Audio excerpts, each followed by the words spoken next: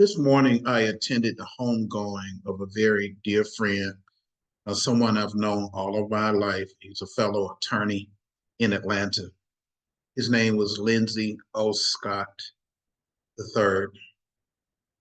We first met as children coming up as children of medical doctors. My father was a pediatrician, and his father is right. Was an orthopedic surgeon. Linzy Scott Jr. was his father. My father, of course, was Dr. Booker Poe. I mentioned him before. And we kind of kept up with each other over the years and played in the same little league, things like that.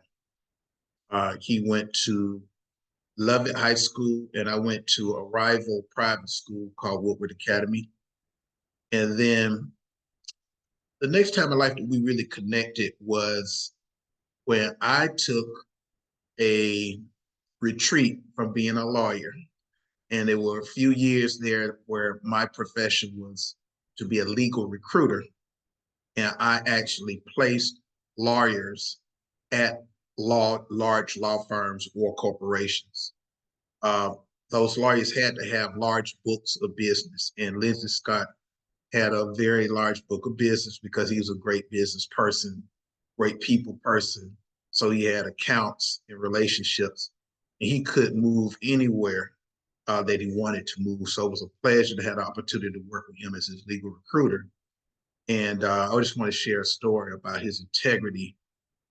He had an opportunity at a major law firm in Atlanta, and he met me to talk about that opportunity because he trusted my advice.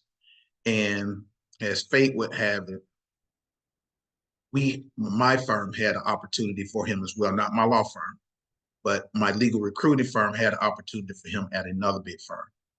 And he listened to the pitch, liked the pitch, and at the end, he actually ended up moving to the firm that we recruited him to. And it was great that he chose my firm as his recruiter. I have a deeper story that I will share offline for those who know me and him personally, in terms of how he handled himself in that deal, because he went out of his way to make sure that I was treated right. And I never forgot that. And behind me, you see photos of something that reminds me forever of Linzy. He's was always someone that cared about staying in shape. Those of you who know him, he's always fit, trim, but muscular as well, lifting weights. And on this side of me, you see his weight room. I bumped into him one time. We started talking, and we were talking about livelihood and staying in shape. And he said, when I complained about how hard it is sometimes to get up and get to the gym, he said, we don't have to get to the gym, brother. He said, I have a gym in my own house, and I work out religiously because I can just walk downstairs. So I converted an old room in my house into a fascinating gym. And that's what you're seeing behind you. And he told me, he said, brother, you can do it too. And so guess what I did?